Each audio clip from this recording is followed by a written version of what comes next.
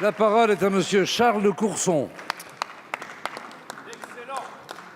Au nom de notre groupe, nous souhaitons rendre hommage à nos 2 premiers maîtres, morts pour libérer 2 de nos concitoyens otages des mouvements islamistes, et présenter nos très sincères condoléances à leurs familles et à leurs camarades de combat.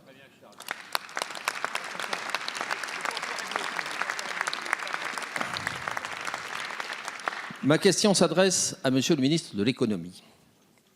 Monsieur le ministre, lors de sa conférence de presse du 25 avril 2019, le président de la République a annoncé qu'en 2020, les 43% des familles imposables à l'impôt sur le revenu bénéficieraient de 5 milliards de baisse d'impôts, c'est-à-dire à peu près 7% du produit de cet impôt, financés notamment par une réduction du coût des niches fiscales dont bénéficient les entreprises.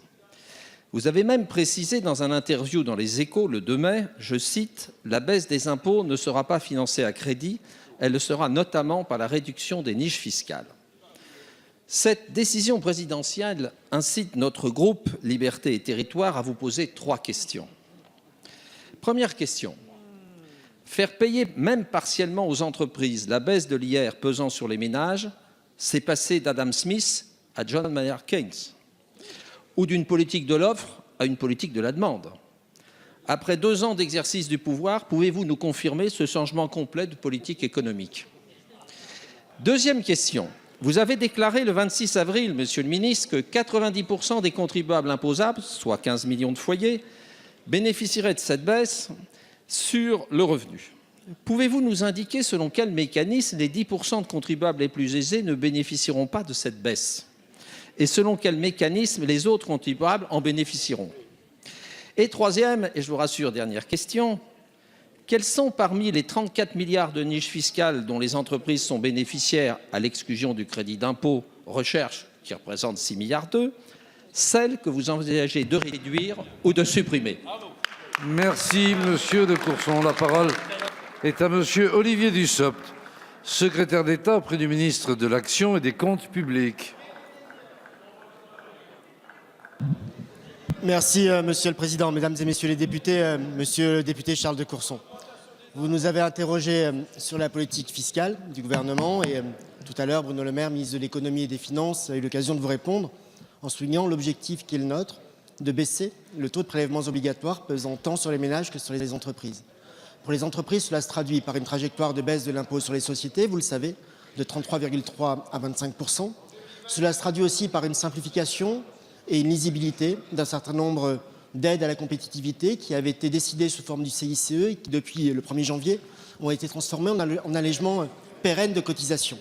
Pour ce qui concerne les ménages, vous le savez, nous avons commencé avec un premier tiers, un deuxième tiers en septembre prochain, de baisser la taxe d'habitation. Et le président de la République a annoncé lors de sa conférence de presse que l'impôt sur le revenu des ménages baisserait de 5 milliards d'euros. D'ici à cet été, avec Gérald Darmanin, et en étudiant chacune des propositions des parlementaires de l'Assemblée nationale comme du Sénat, nous aurons l'occasion de préciser comment nous mettrons en œuvre cet engagement du président de la République de baisser cet impôt de 5 milliards d'euros. Nous allons le faire en voulant concentrer les efforts sur les classes moyennes, sur celles et ceux qui travaillent pour faire en sorte qu'ils puissent vivre mieux de leur travail. Et nous allons le faire en regardant comment pouvoir financer cette nouvelle dépense fiscale. Cela passera par un examen de l'ensemble des niches fiscales des entreprises, à l'exception de celles qui garantissent la compétitivité et les embauches. Cela passera aussi par de nouvelles économies budgétaires, parce que, monsieur le député, ce n'est pas vous que je convaincrai de l'utilité de réaliser des économies budgétaires. L'engagement sera tenu, nous continuerons à baisser les impôts des Français. Vous qui êtes spécialiste des finances publiques, vous avez pu constater dans le programme de stabilité transmis à la Commission des finances que d'ici la fin du quinquennat, les prélèvements obligatoires pèseront 1,5 point moins lourd sur l'ensemble de l'économie française qu'au début. C'est la trajectoire de ce gouvernement.